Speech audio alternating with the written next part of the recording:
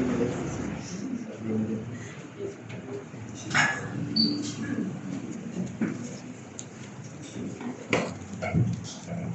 morning. Yeah, good morning. So let us begin.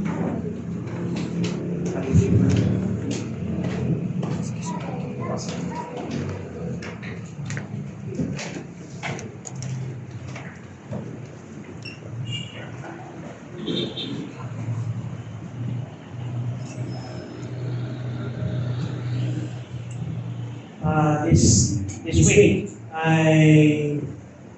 isa sa mga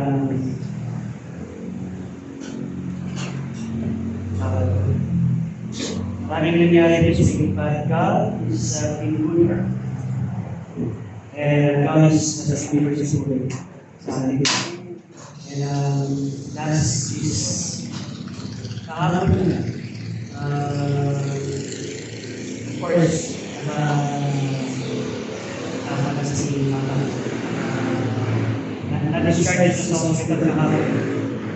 And one of the good moments there is same kasi yung symptoms sila na agad. Yung symptoms na meron kay namatay ng agad na same yung symptoms na meron kay Mama. So, actually, 29% na lang both feelings ng mga anak. So, 29%. Kaya sinasabi ko sa kanya, at least pagkakalinig na ko yung kalahati. Hindi rin natawa kami. So, 29 sa silitin. Pero, ang kagandahan nun is when we went to the hospital, when we went doon sa pag-check ko ulit. Kasi more social talaga magpa-check up ulit. Ayaw niya kasi tapos na daw ng Saturday. Pero nakikita ko yung condition is kaya pina-check up ulit. True, kaya niya masusunod yung tayo. So, praise the Lord. At least, kagandahan lang is bumabang masyado yung kanyang motor, minsan ganun siya ng tubo. And hindi yung pinaka-main purpose of bakit ng hospital is not there. Ang pinaka-main purpose siguro is to reach that one soul. And doon sa, before we go, nung kahapon, bago kami lumabas sa kahapon sa hospital, ay narinig kami doon sa kapilalanan na nag-pray. Pinipili na yung patient. So, kala namin sa evangelical. So, hindi pala. So, yung mga anak evangelical. So, pero yung patient, hindi. So, when they pray, okay, Kristiyano po mga ito. Tapos yung sa harap namin, nag-pray din, Kristiyano din. So, makikita pa naman halos mga Kristiyano natin. Thinking na Kristiyano yun sa kapila ng side kasi pray na sila. So, yun pa rin yung purpose of Panginoon. Yung purpose of Panginoon is for us to be a witness sa tao na yun. And praise the Lord, kagabi, before kami mag-discharge, before kami, kasi talagang discharge namin. Kaya umaga kasi sinabi na ng doktor, tapos sasabihin, paano ko kami manawag sa pag-asasibig. Praise the Lord, miniman na naman yung bibig. Dahil senior si mother, meron yung tinatawag na pidera. And yun. And yung purpose kung bakit tinitod na hospital, galing sa purpose all, is na si mother doon sa kidney specialist. So, at least may purpose sa kanila. Pero ang pinaka-purpose sa kanila is nag-iwit sa nanay. For that one soul that had received Christ, na matagal na palang pinag-pray ng kanyang mga anak, tatanggapin niya ang Panginoon sa buhay niya. Hindi ko Panginoon ko. So, that is the time. That is the time. And praise the Lord pa rin. In spite of the situation, in spite of what had happened, the Lord has been still so good. And lahat ay may purpose talaga ng Panginoon. Now, let's go to our topic. Let's go to our verse of sign in 1 John chapter 3. 1 John chapter 3, verse 16 to 21. 1 John chapter 3, verse 16 to 21.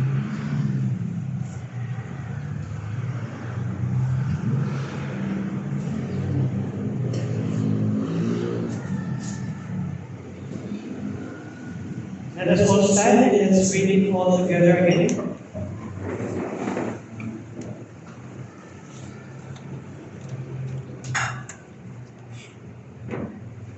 Let us read it all together. Ready? Hereby perceive we the love of God, because He laid down His life for us, and we ought to lay down our lives for the brethren. But whoso hath his words of food, and seeth his brother have need, and shutteth out his bowels of compassion from him, how dwelleth the love of God in him? My little children, let us not love in word, neither in tongue, but in deed and in truth. And hereby we know that we are of the truth, and shall assure our hearts before Him. For if our hearts condemn us, God is greater than our hearts, and knoweth all things. Beloved, if our heart condemn us not, then have we confidence toward God. Let us pray. Father God in heaven, thank you once again, Father God, for giving us this sign to read your word, to understand, Lord God, what is written in your word. Help us, Lord God, understanding in our hearts, in our minds, and in our lives. That your word speak to us, Lord God, this morning. Help me, Lord, as your mouthpiece this time. In Christ's name we pray. Amen.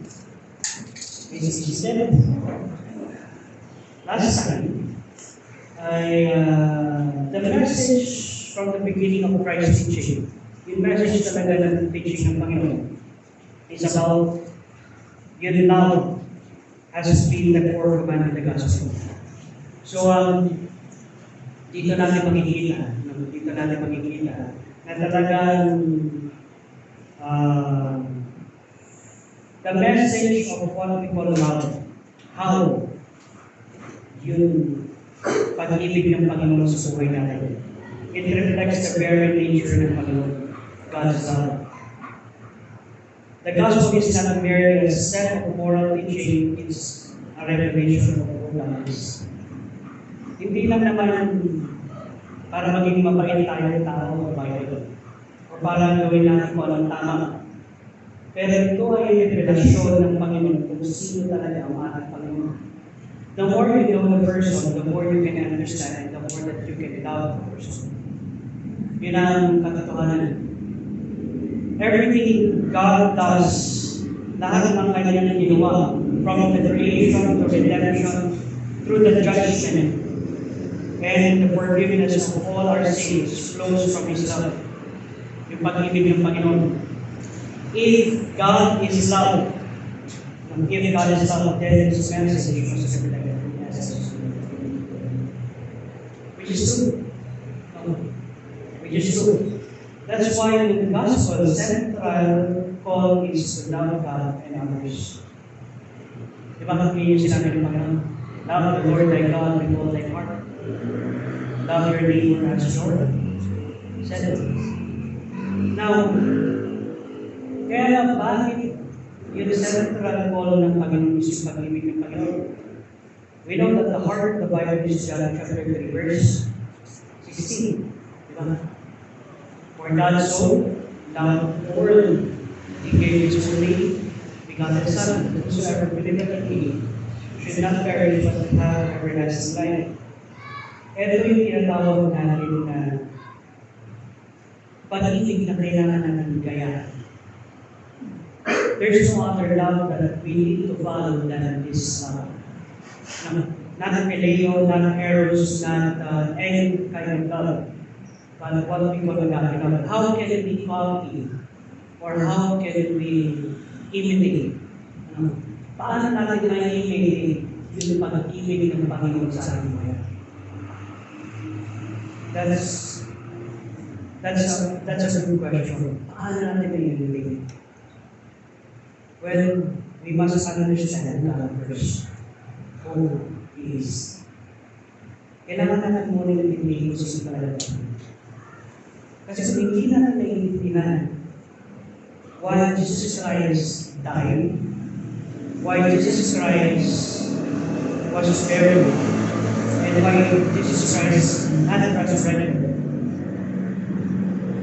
then tinanggap lang natin ang Panginoon just have a way to heaven, but not a way to have a relationship with Him. Pwede naman na ganun lang ang pagtanggap natin sa Panginoon, na sige, tanggapin mo ang Panginoon as your personal Savior because you just want to go to heaven, but that doesn't end here. Hindi nagtatapos ang pagtanggap natin sa Panginoon as a personal Savior na pupunta na tayo sa amin. Ito ay it should continue on. We must learn the love of God in our life. What is really the essence of what we call the gospel. Kaya nga, God's love is His message. The gospel must be the message. Now, tingnan ito verse 16. Okay, can you read verse 16 again? Hereby perceive we the love of God, because He laid down His life for us, and we ought to lay down our lives for the brethren. Hereby we perceive. When we say perceive, anong ibig sabihin ng perceive? When we say lay down His life, what does it mean? When we say ought, anong ibig sabihin nun? Perceive in the Greek word is genius comedy. Perceive lang hindi na natin kailangan yung Greek word. Pero ang ibig sabihin kasi ng word na perceive is it is experiential. To grasp by intimate experience.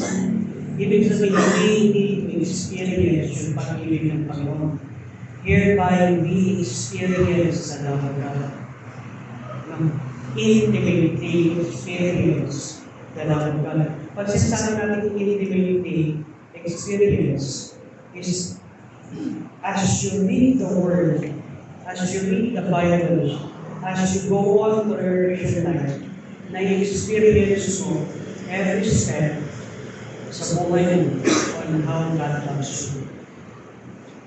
Gaano ka mahal ng Panginoon. Kahit alam mo ugali natin na hindi maganda, the more na iniisip natin, minahal ng Panginoon to. God loves this person. Which is true. Kaya na-experience na-experience natin through the Word, through the depth ng ating walk sa Panginoon, at the same time, everyday sa ating buhay. Kaya ang everyday life ng isang Christian, it is a means for us to understand how God really love us. That is a challenge for us to grasp that God really love us. Mahal na mahal tayo ng Panginoon. Now, kaya nga, perceive. Perceive. When we say perceive, nakikita mo every step. hereby we perceive the love of God. How? Parang ganito. Let us have an example. When we say perceive, is pag may nakikita ka dyan sa tabi na may pangangailangan, and it moves your heart to help that person, no, na kahit hindi mo sa kakilala. Even though hindi mo kakilala, tapos bigla mo lang tinulungan. That is part of God's love. That is part of God's love. Perceive love.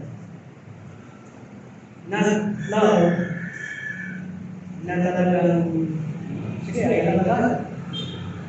No. Yes, pero iba yung perceive love kaysa yung sinasabi na naman ng Diyos.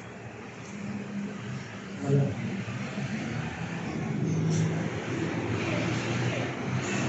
Kaya ang perceive. It is intimately experiencing God's love. Kaya every day, sa buhay natin may scenario. May nabubukas, may scenario ng buhay natin. Walang mangyayari bukas, hindi natin alam, but you will experience yung dapat pag ng tao by thinking of it. In spite of the things that happen, love tayo naman. God loves us so much. Kaya John is speaking of theoretical love. Pero ito ay experience sa love for the cross. Kaya na-demonstrated his love toward us. In that while we were yet sinners, Christ died for us. Not only demonstrated, but commend, nirecommend ng Panginoon ng kanyang pag-ibig para naman in our everyday life, we could see yung sacrifice sa Panginoon that there in the world. Kaya nandang daw sa sacrifice. When we say daw, no, is that mind literally set aside.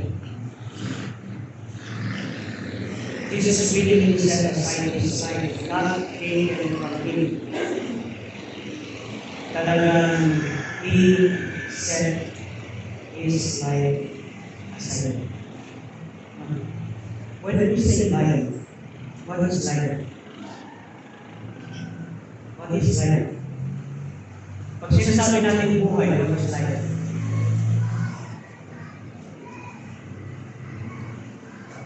Life is ang gising ko ng umaga at tuminan pa ang aking mata, that's life. Ibig sabihin buhay pa ako. That's not life. That is not life. Let us remember, the definition ng salita ng Panginoon, pagdating sa buhay ni Jesus is the way, the truth, and the life. The reason why you wake up every morning. The reason why we wake up every morning is just because God has given us another. It is a realization and an intimate experience of what life can be in Christ. Not what life can be in us, but what life can be in Christ. This is the way that we end up life. No one can to the Father but by me. Kaya when we experience the love through the cross, that is, ibig sabihin, when we lay down his life, we willingly set aside his life. Ano ba yung mga set aside ng Panginoon sa buhay niya for us to experience his love?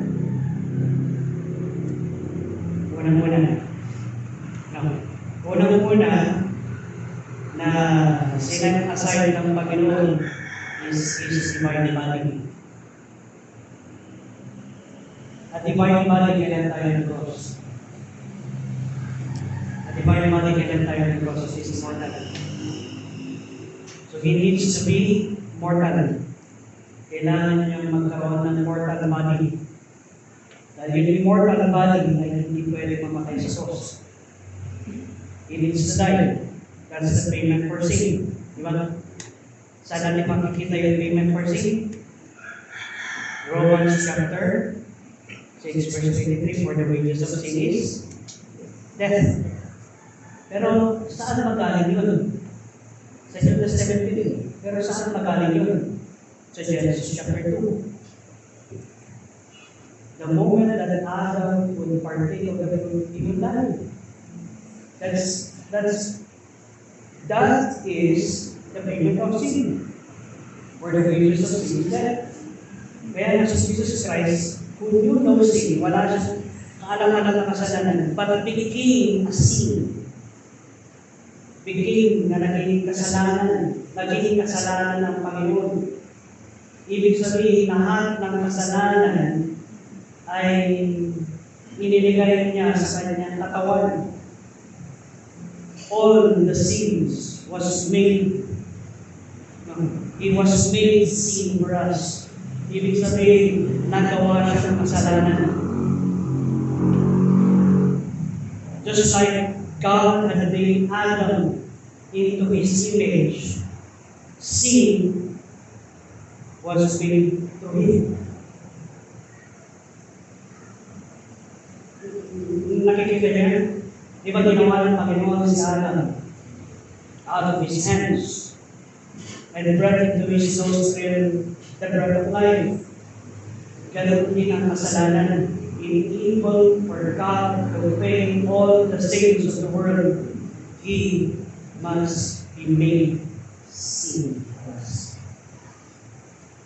Nagawa siya ng kasalanan. Para nang when you sin, that we might have the righteousness of God. Kaya Jesus really set aside His life. Ano yung life na meron ng Panginoon? The life that is totally in union with God the Father. The life that is totally in union with the Holy Spirit. Hinahiwalay siya. Because God the Father and God the Holy Spirit is holy, and sin cannot exist with the Holy God. He was separated. Kaya na yun ang ibig sabihin ay na hindi yun namatay sa cross. Ang ibig sabihin ng dying is He was separated from God. He was separated from God. The moment that He had taken all the sins of the world, He was separated from God. Kasi tayo, yun yung reconcile ng Panginoon sa buhay natin.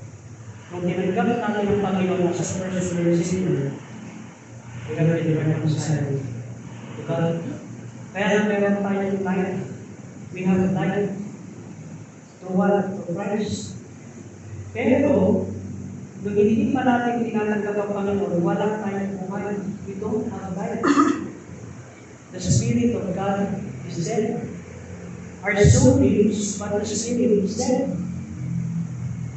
Pero nung tinanggap ang Panginoon, it was a peace. Kaya nagkaroon tayo ng buhay. Kaya everyday, kaya natin natin experience yung pag-ibig ng Panginoon sa ating buhay. Grabe, isang verse lang. Isang verse pa lang. So, wala pa tayo dun sa oro. Yan. Jesus willingly set aside His life, not taken from Him. He set aside His deity.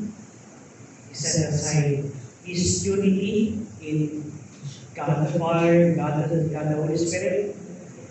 He set aside His life in heaven. Kaya meron yung kanta na even the splendor of God, knowing His destiny.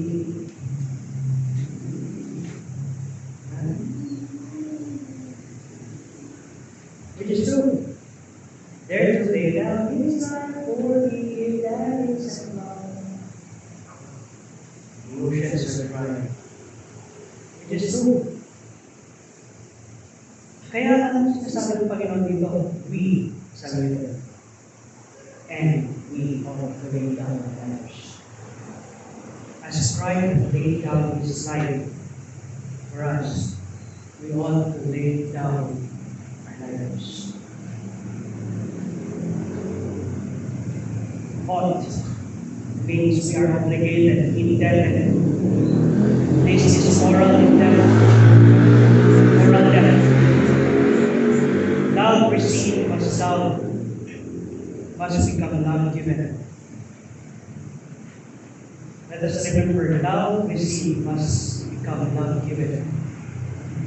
The more you understand, and the more that we understand yung pag-ibig ng Panginoon sa buhay natin,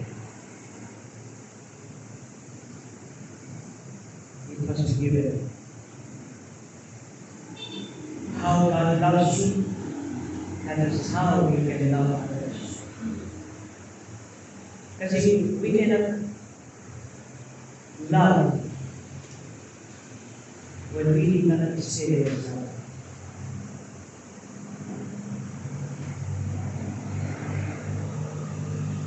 Kaya ang love received must become love given. Kung ano yung tinanggap mo na pag-ibig ng Panginoon, that must be love given. Ganun din yung pag-ibig na may ibibigay mo sa lahat ng tao. Pero paano kung napakalaki ng pag-ibig ng Panginoon sa buhay ko, kaya ko bang ibigay yung yes? Ay bigay. It was given, right? It is given. So can you give it fully? Of course, because you have it. No.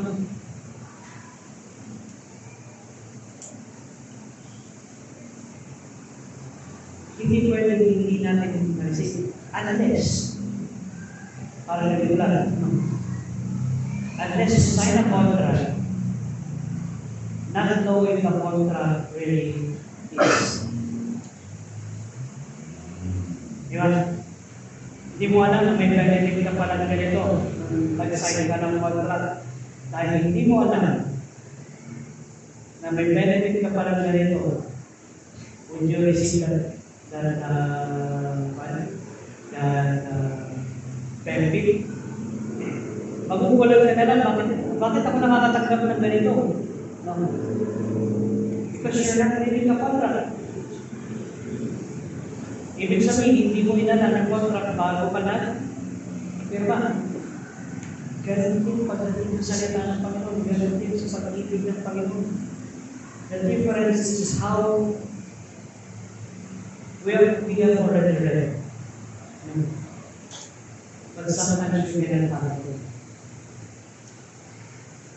Ibig sabihin, hindi natin ma-materialize pa sa ating isipan. Gano'n mo talaga kalaki yung pag-ibig ng Panginoon sa atin. Pero the more na iniisip mo, gano'n kalaki yung pag-ibig ng Panginoon, the more yung mapakita ng Panginoon sa iyo, gano'n talaga. John Bruce love in Christology. Our definition of love begins and ends with Christ. Our definition of love begins and ends with Christ.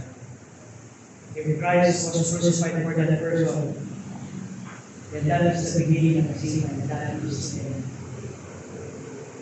This is substitutionary love.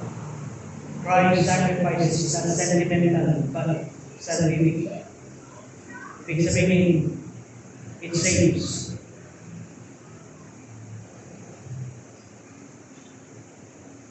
When we say it saves,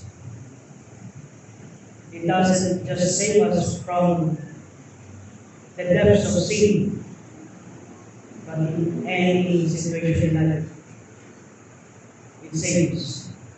His death reconciles us to God. Yung kamatayan ng Panginoon, reconcile us to God by saying we ought. Ang ibig sabihin nito, is God extends Christ's pattern to Christians. We ought to love one another. We ought to love the brethren as Christ loved them. Kaya the process is not only redemption, but revelation. Nireview ng Panginoon. Pinapakita ng Panginoon kung paano ang kanyang pag-ibig sa buhay natin. Showing what love is and what it requires from His Son. Tandaan natin ito. Love must have a cost. Ang pag-ibig ay may halaga. Cheap love seeks convenience. But true love bears the cross.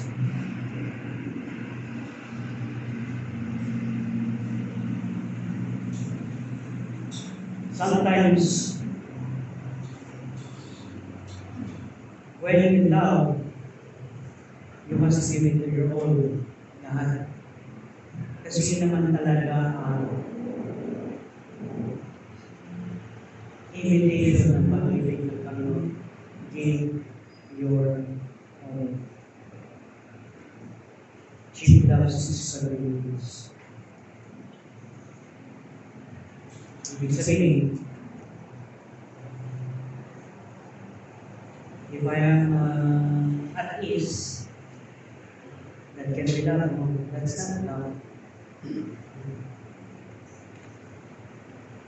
Yun ang tinatawag natin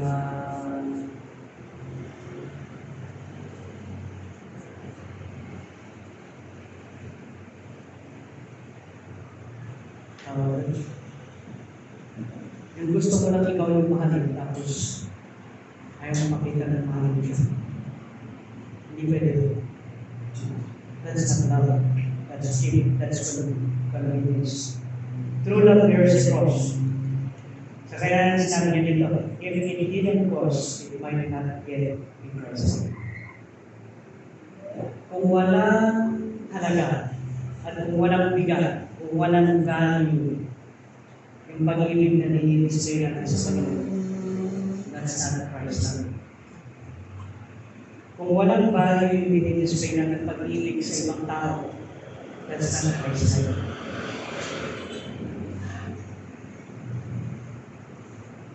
Because when Christ came,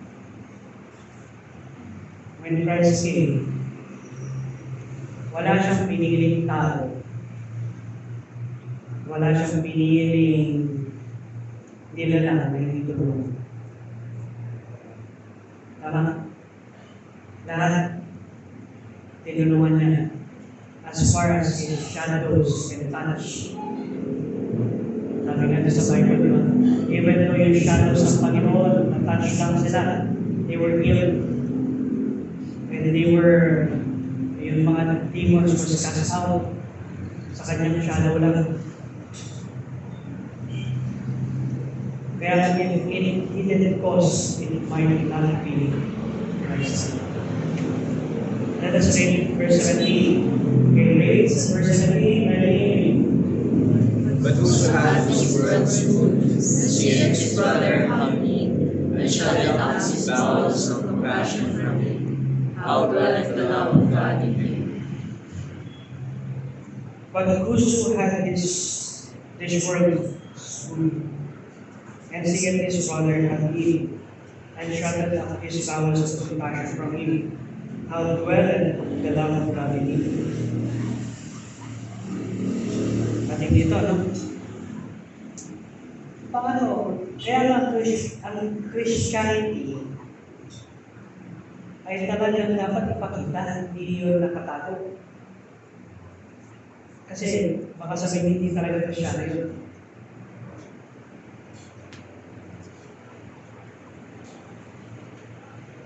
Now, take a look at this. World's food, ang ibig sabihin nyo, cost. So means means of living, daily resources. Hindi yung luxury, hindi yung food, hindi yung money, hindi yung material, but the daily resources that we have. Yung daily needs natin. The means of living. World food. Hindi niyo sinabi kung may extra kayo. Hindi. It's daily living. It's daily resources. See it means to look attentively, to perceive clearly. This isn't ignorance, it's cautious negligence. You neglect it na alam mo. Yan. Alam mo na kailangan niya, kaya lang ayaw mo tignan. So, see it. Yan. Kaya kailangan, pag sinasabi natin see it means to look at it attentively. Dahil ganoon din naman talaga ang pagtingin sa atin ng Panginoon when He saw you. When God saw us, He attended and perceived what we needed. Wow. Kaya He looked beyond my fault and saw my need. Shut them up. To love to close tightly, it features the heart as a door closing against mercy. Powers of compassion. Pag sinasabi natin powers of compassion, ito yung tinatawag natin the seed of devotion. Para mawawalan mo na lang yung devotion. Inward God feeling of mercy, or what we call a heart of empathy. Kaya, let me read it again. But those who have this world's resources, world's food, daily living, at nakita niya ang kanyang kapatid na nasa need, and showing up his powers of compassion, ibig sabihin, nakita niya ang pangangailangan, tapos ayaw niya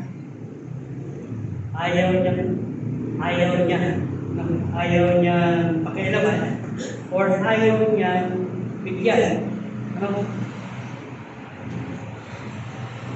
Paano natin masasabi na yung pag-ibig ng Panginoon na experience niya?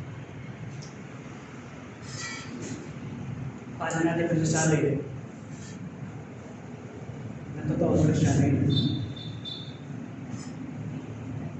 Tandaan natin, kung ano pinapakita sa iyo ng Panginoon, ibig sabihin, ikaw ang kailangan ng buwan. Kasi sa iyo pinagkita. Minsan, nagpipray tayo, Lord, sana makita ni Pastor. Then, sa iyo ang pinakita. Kung bakit sa iyo pinakita dahil kailangan ikaw ang gumawa. Why? Pinakita sa iyo. Dahil di pa naman ang pinapakita sa isang tao. Ibig sabihin, that is a chance for you to experience yung love ng Panginoon. How you do it, how you plan to do it, how you can do it and give it compassion from Him. How dwelleth the love of God in you. Kaya natin pinapakita ng Panginoon para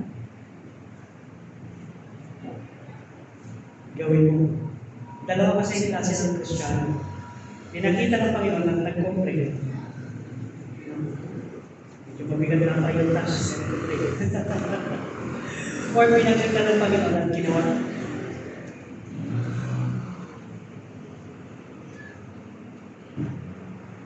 Then doon niya makikita how kalamang ka show. How kalamang ka show. Kaya nga, kung wala pinapakita sa iyo, may reason. Maraming gusto kong pagawa sa iyo. Panginoon. At dahil gusto niya ipagawa sa iyo, babalik tayo sa verse 16. Ma-experience mo yung pag-ibig ng Panginoon through and how to see and how God can see. Kaya nga, ito yung sinasabi natin ng John test of the of the divine indwelling. Pag sinasabi natin yung test of authenticity, kung talaga bang mananampalataya o hindi. If a believer can see a need and remain unmoved, the love of God cannot dwell in him. Ibig sabihin, hindi dahil hindi siya mananampalataya. Ang ibig sabihin lang nito is, kasi believer yung ginamit, diba? If a believer can see the need and remain unmoved, the love of God cannot dwell in him. Ibig sabihin, hindi magtatagal yung pag-ibig ng Panginoon. Pag hindi nagtagal ang pag-ibig ng Panginoon, anong papalit? Anong papalit? Galit. Tama yun. When love is being, sabihin mo na, ignored, hate comes in. Complaint comes in. Kaya nga maraming Kristiyano mag-complain. Kasi wala sa kanila yung pag-ibig ng Panginoon. Pero Kristiyano sila. They are Christians. Yet, ayaw nilang ma-move. Ang kanta nila ay shall not be moved. I shall not be moved.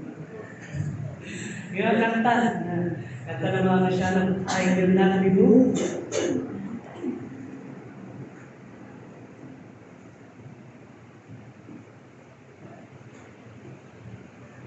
Kasi sabi na, the Lord's a rock in him we hide. I shall not be moved kasi the Lord's a rock in him we hide.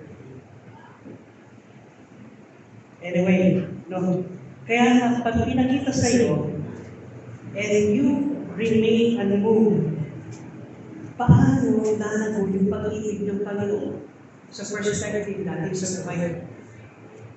Diba? Paano lalago yung relasyon natin sa Panginoon? The love of God would grow if we move, not just stand, but move. Meaning, God's nature is not being expressed in Him. Anong nature ang na-express sa Kanya? The simple nature.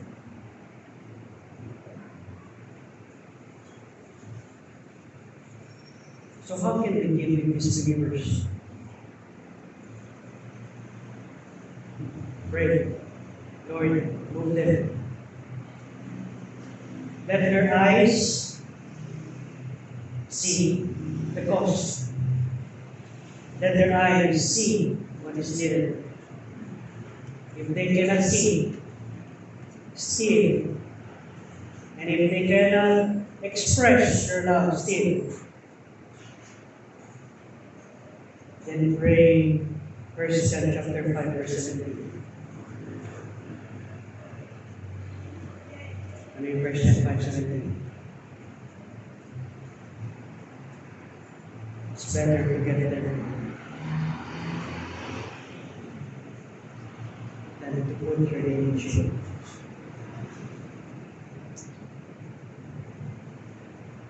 This verse reveals that love is not only a moral duty, but a mark of regeneration. When we experience God's love, it is a mark that we are being renewed. Nababago tayo. We are regenerated. We cannot play communion without a self-giving God while living a self-centered life. God gives us resources to channel, not to store. Tandaan natin, binigyan tayo ng resources ng Panginoon to channel the blessing, not to store it. Ang storation natin is sa langit, wala na ito sa lugar.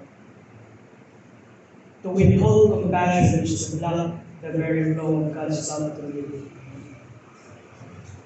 The more na withhold natin yung compassion ng Panginoon, the more na hindi malaya yung pagpapala ng Panginoon sa ating buhay. Every need God shows you is a blessed love. Every need na nakikita mo. That's why the church is imperfect.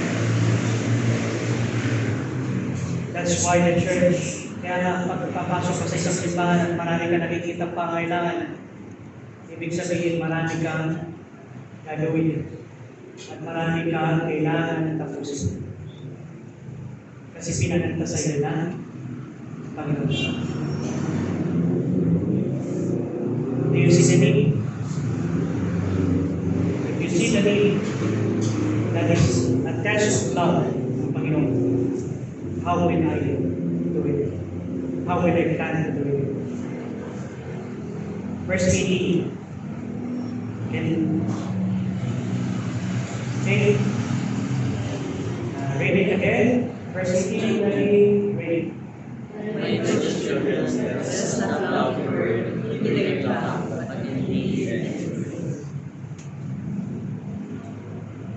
Let us not love in word, neither in tongue, but in deed and in truth. Let us not love in what we call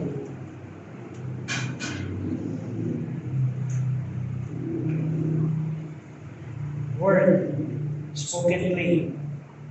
No. Oh, the word, ibig sabihin, logos. Let us not love in word. Oh, it is written naman sa Bible, love the Lord, love me. The Lord love us. Yes, evident naman yun. No. Neither in tongue, ibig sabihin, mere speech. Pwede mo sabihin, I love you, Lord. Ayan.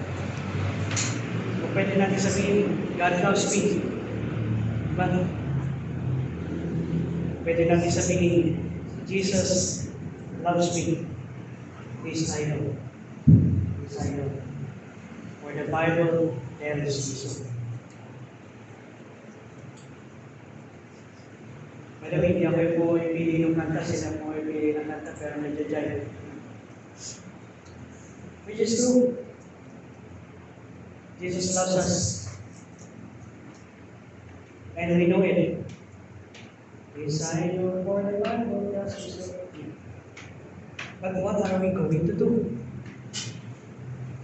Pakita natin pag-ibig ng Panginoon. The action. Erdogan.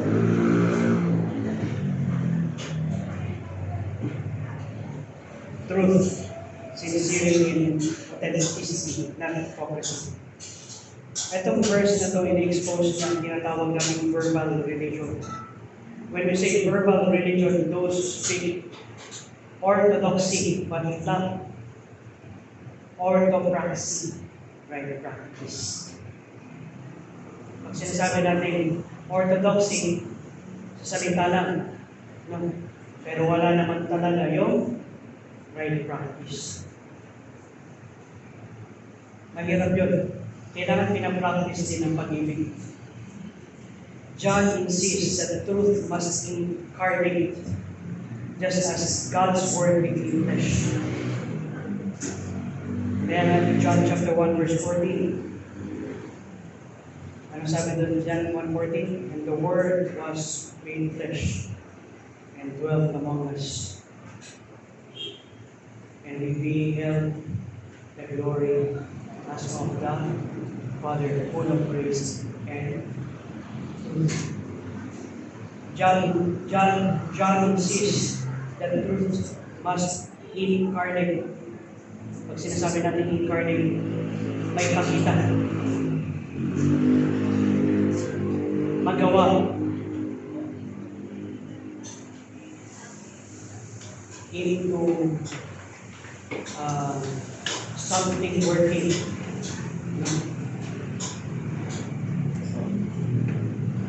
Just as God's word became flesh, To love in truth is to love without ulterior motives, without hypocrisy, and with genuine care. Kaya nga, ang pag-ibig talaga is na ipapakita. Hindi lang ito napapakita, pero ito yung display ng pag-ibig ng Panginoon na natanggap natin.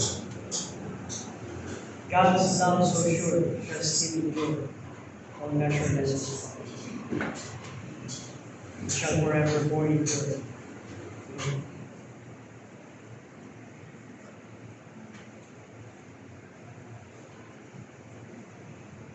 Kaya nga, love that costs nothing and does nothing is counterfeit.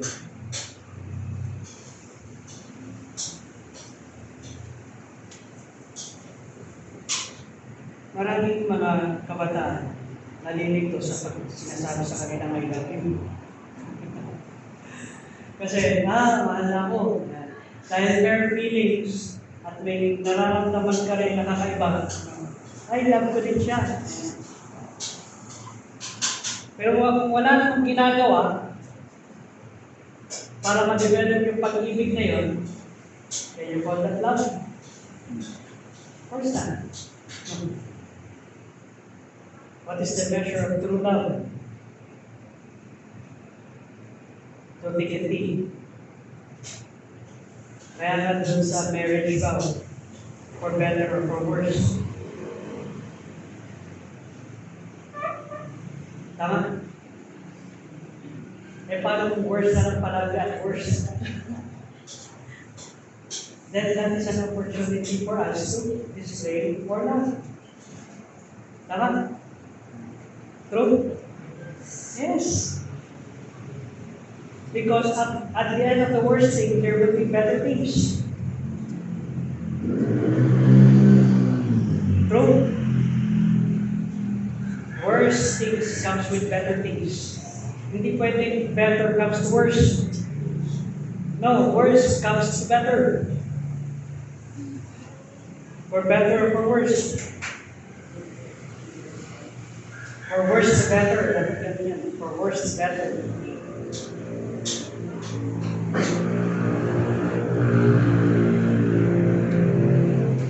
If a person really loves another person, it would cost him something. It would cost. But if love doesn't want to have a cost, that's counterfeit love.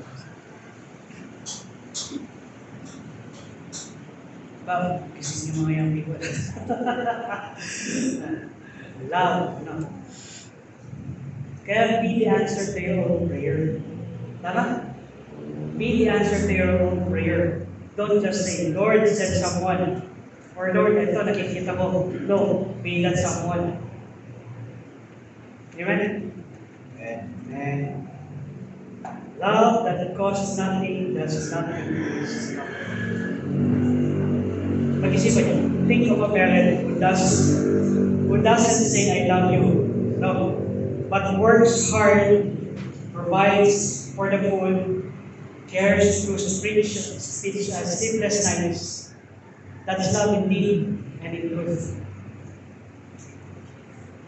Kaya minsan nag-aaway yung mga kakapamilya. Di mo man ako sinabi na I love you.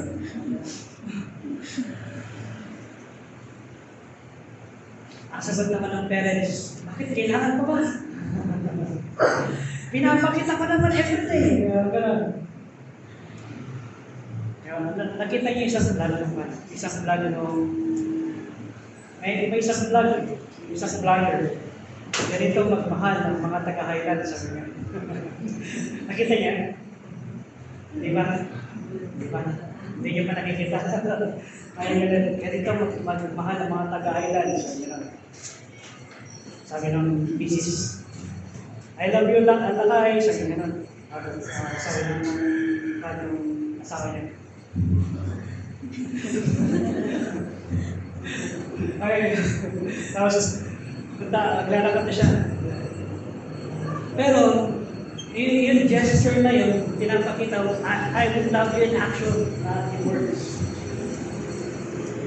Pero sometimes nga, kailangan pa rin sa sarili. I love you in words.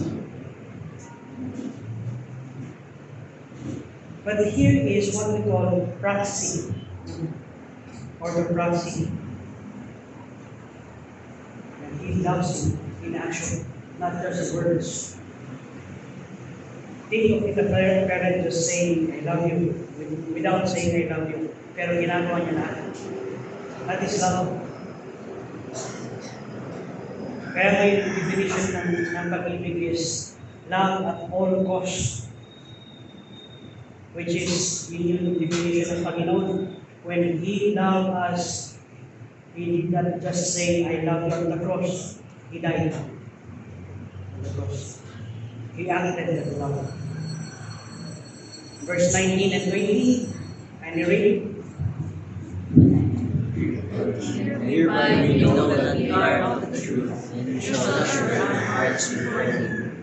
For if our heart condemn us, God is greater than our heart, and knoweth all things.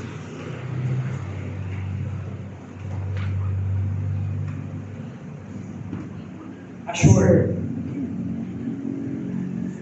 to persuade, to quiet, to pacify. It's the image of claiming an anxious conscience. Heart, cardia, the center of moral and spiritual life. Condemn, to know against oneself, to accuse inwardly. And hereby we know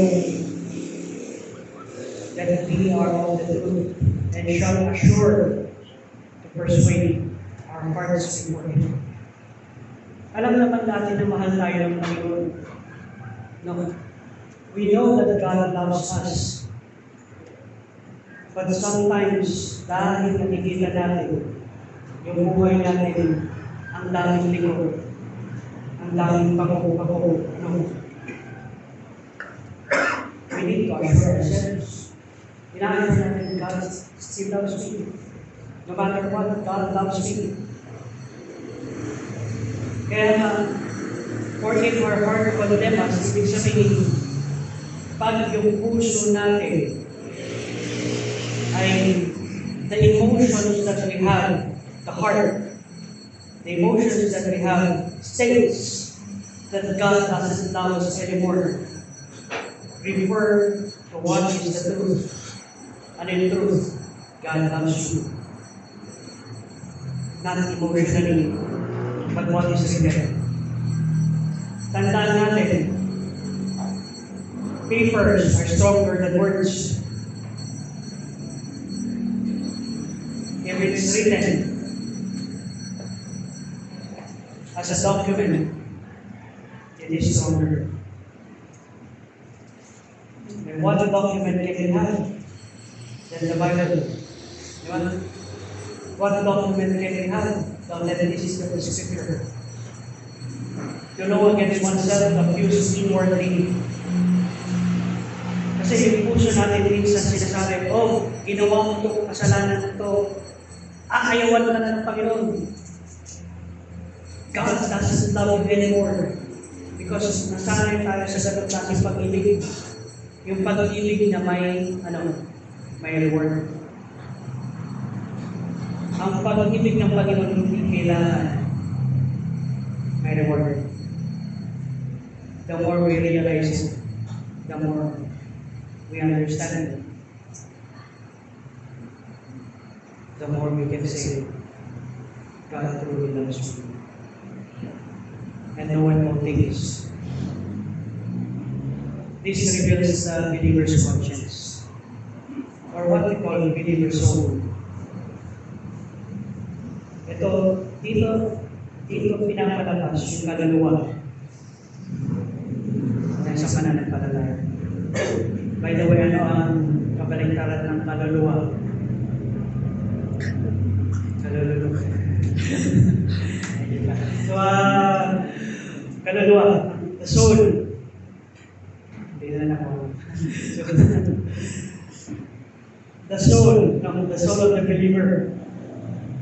Even true Christian may struggle with guilt. Kahit isang totoong Kristiyano mag-struggle talaga sa guilt.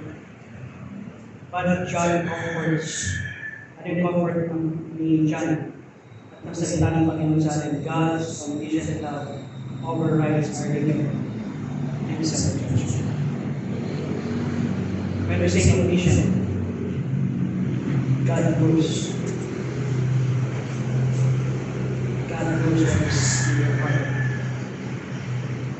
And God overrides what is in your heart.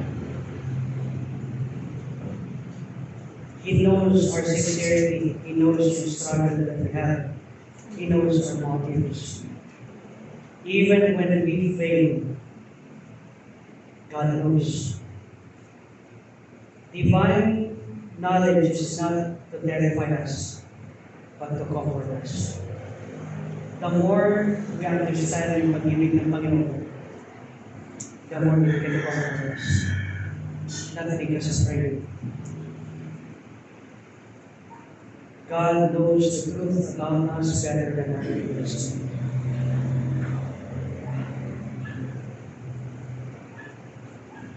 Sometimes our heart accuses us unfairly. Pero pagbabasihan lang natin ang ating puso, pagbabasihan lang natin ang ating nararamdaman, we will not be good enough. And we will say, I don't love God enough. But if we live in repentance, walk in truth, and love others, God sees the reality of grace, even you, when you feel unworthy. Let us remember, we don't live by feelings, we live by faith in God's greater knowledge. Kaya sinabi, we live by faith and not by sight. Huwag yung nakikita mo sa sarili mo, pero ano nakikita ng Panginoon sa iyo. The opportunity that God can do sa buhay natin. Last verse. Verse 21. I read. Beloved, if our heart condemns us not, then have we confidence toward God. Beloved, if our heart condemns us not, then we have confidence toward God.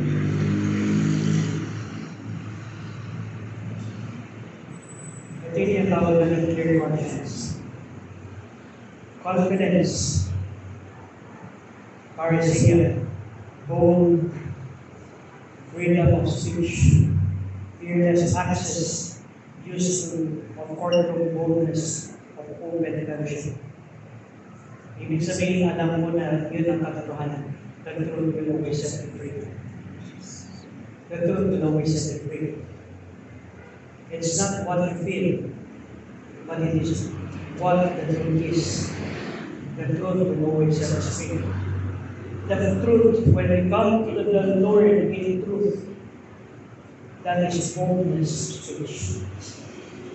I come to you with what I have. I come to you as a sinner. I come to you as a man that has a great sin. That's the truth. And seeing na nakita natin sa sarili natin that we have a great sin, we have the confidence that God will hear us. Why? Because His love is promised. Toward God, literally facing God, intimacy and direct relationship. When our conscience is clear, pag yung conscience natin clear, we will enjoy the liberty to approach God openly. Pharisee. We will enjoy Pharisee. An open speech. Ibig sabihin, you can talk with God.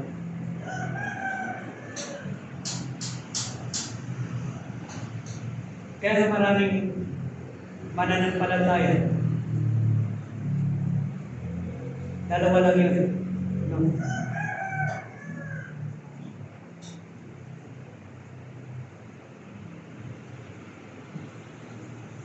Kung masyado na siyang malayo sa Panginoon, sinabi ko, pag-pray mo ko, ang nakikita niya sa sarili niya is being condemned by God. Or, pag sinabi niya pag-pray mo ko, he sees an opportunity of bold speech that we could come together with God. That's access unto together. Fearless access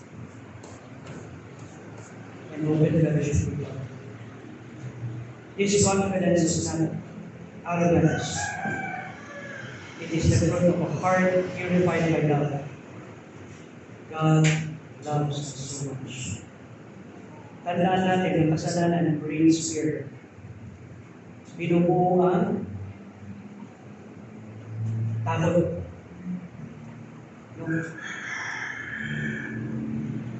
Pag hindi na natin nakikita na ang ating ginagawa, hindi na tayo natatakot sa Panginoon sa ating ginagawa.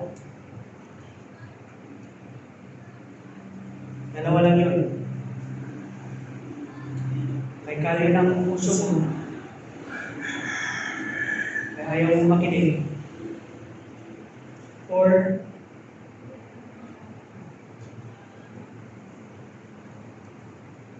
ini-internalize mo na lang kung ano sinasabi. Ini-internalize mo na sinasabi.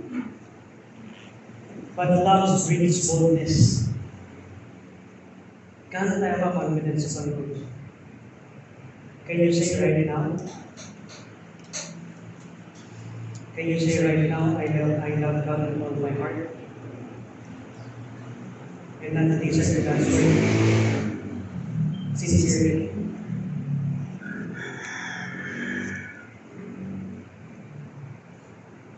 Can we? Hindi. Diba? If we really love God, we would listen to God's word sincerely. We would set aside things in our lives. Just to listen to what God wants to say at this time. Sin brings fear. Pag tinatakot ka, natatakot ka naman. Ibig sabihin, alam mo may kasalanan ka sa puso. Pero pag tinatakot ka at hindi ka naman natatakot, ibig sabihin, alam mo na yung pag-ibig ng Panginoon sa buhay mo. Ay nalang naman. Love and assurance grows together. Love and assurance grows together. Kaya nga, in theology, we judge. It links ethics, ginagawa natin. The assurance, yun salita ng Panginoon, and the intimacy with God. Ibig sabihin, as we read and as we understand God's word, it would go to our ethics, it would go to our assurance. Holiness is not a condition for being loved by God, but the pathway to fellowship with Him. Kaya kapag sinabi niyang, be holy for I am holy, you will love the person, no matter what. But the pathway to fellowship with Him. Holiness is not a condition of being loved. Hindi dahil, tama yung ginagawa ko, right yung ginagawa ko, kailangan pa rin ng intimacy with God. Hindi lang basta, right naman ako. Tama naman itong aking ginagawa. Kailangan pa rin na may pag-ibig at inibig ka sa Panginoon. Kaya nga, when we walk in love and truth, our heart doesn't condemn us. So we can pray boldly sa Panginoon, we can worship the Lord freely, and we can live a joyful life. A guilty heart hides from God. A loving heart runs to Him. If we are guilty, we hide. But if we see a loving God, we run to Him. Kaya meron yung something, I will run to you till you see me true. And by nor by power, by the Spirit of God, it's true. We run to God with boldness. We draw near Him dahil alam natin He loves us. Guilt hides. A loving heart runs toward Him. Kaya the real question is, are you really loving? Yeah. Are we really loving?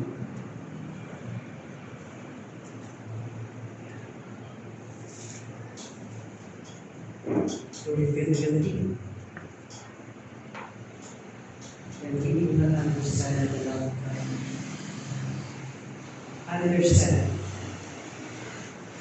Understand that God is loving. And we could run to Him anytime. We are imperfect being perfected by God. Having that progress, love, Panginoon sa ating buhay. Run to Him. Draw close to Him. It may be a simple song ng mga bata, Jesus loves me, this I know. For the Bible tells me so. The Bible tells us that God loves us. But our heart condemns. Yung puso natin, hindi ka condemn tayo. God cannot love you. God cannot bless you. God cannot create something in your life because that's emotion. Let the loving God move in your life. Are you really loving? Are you really loving? As our head bowed, eyes closed.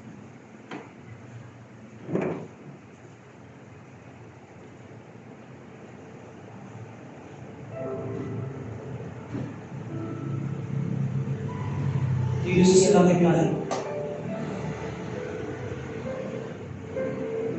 Do you see a loving God? Do you see yourself loving God?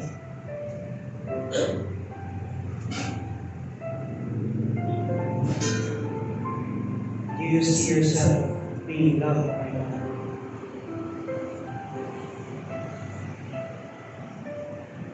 Are you feeling guilty?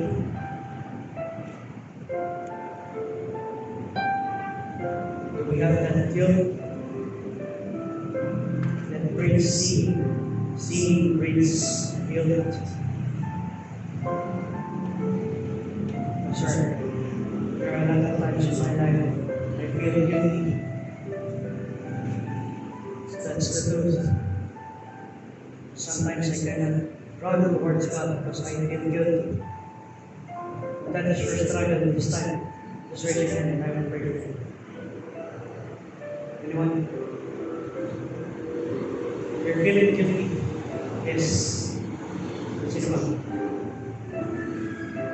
Yes. Who else? I feel guilty, Lord.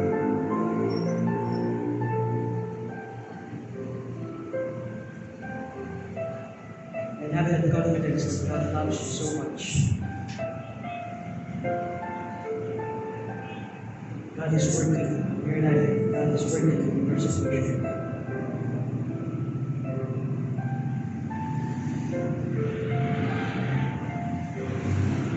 Are we really loving God?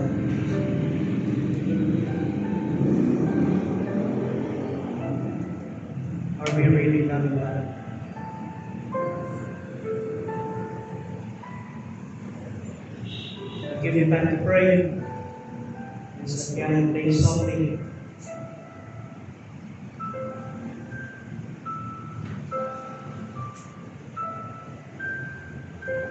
Just pour out your hearts to God, Lord.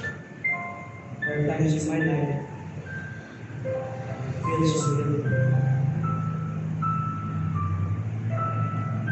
But I have confidence, Lord, God. We love you so much. We love you so much. Give you time to pray.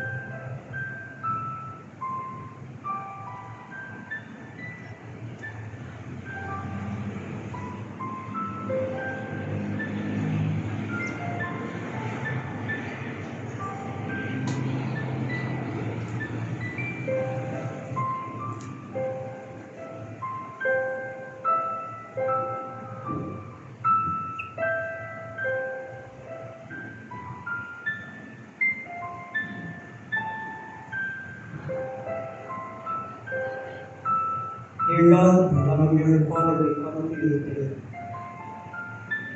As you begin to forgive us of our sins. As you have said in your word, you forgive us our sins, Lord. You are faithful. You are just. Forgive us our sins. Cleanse us from all unrighteousness.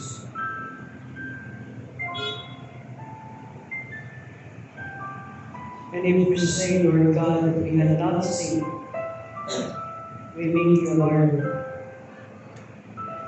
And your word is unworthy to us. I pray, we pray, my God, that as we see the guilt in our lives, we see the sins that we have done in faith,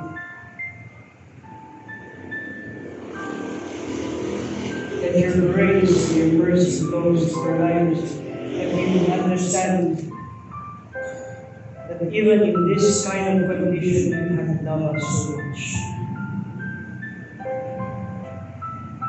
Even though we are faithful, we are, and our hearts condemn us, Lord God, your love is still there with open arms. Ready to accept the things we are able to say. Thank you, Father God, for your love. Thank you, Father God, for the opportunity to have a God like you. The opportunity to be loved by you. The opportunity, Lord God, to experience your love every day. Thank you for your love and compassion.